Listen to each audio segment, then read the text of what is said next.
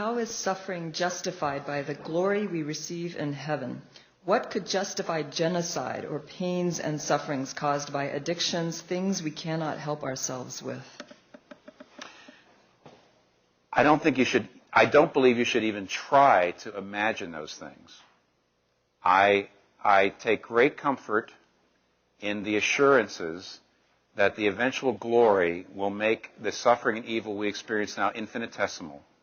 I know that stretches you. It stretches me. You do remember, do you not, as a 6-year-old, that certain things that happened to you as a 6-year-old that you really thought of as irreparable, tragic, emotional damage stuff that you would never get over, and you were over eventually. I mean, in other words, you can remember, can you not, when you were younger, smaller, certain things that you thought of as horrible, you now look back on and you kind of laugh at. It hurt at the time, and maybe it hurt you about as much as you could hurt when you were a 6-year-old. Remember I said higher orders of being can suffer more. But I think that I can at least imagine the possibility of a glory and a bliss that goes on for 1 trillion years that could be so great it could make anything we go through here look like a fairly dim memory. Nevertheless, look, I'm talking to you now, and at that point I'm giving you a philosophical answer. And if I was sitting with you as a friend and a pastor, I would never talk like that.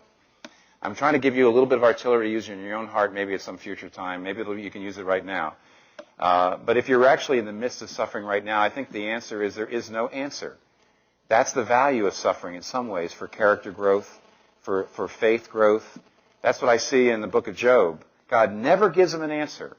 And in some ways, that's the way Satan is defeated. Because Satan said, Job only serves you because he's getting something out of it. And God says, no, Job is a man of greater character than that. And the fact is, if at any point God had sort of come down and said to Job, let me tell you all the reasons why you're suffering. Well, do you realize that at MIT, thousands of years from now, people are going to know who you are? You know, and then Job would say, oh, so that's it. I'm going to be famous. Guess what? Here's the irony. He never would have become the great person that he became if he knew why he was suffering. If God had come down at that point, he wouldn't have been growing in faith and growing in poise and growing in fortitude. It would have been strictly economic. He would have said, okay, if I'm getting this much now, I guess I can I can spend this much. If I'm going to get this much later, I can spend this much now.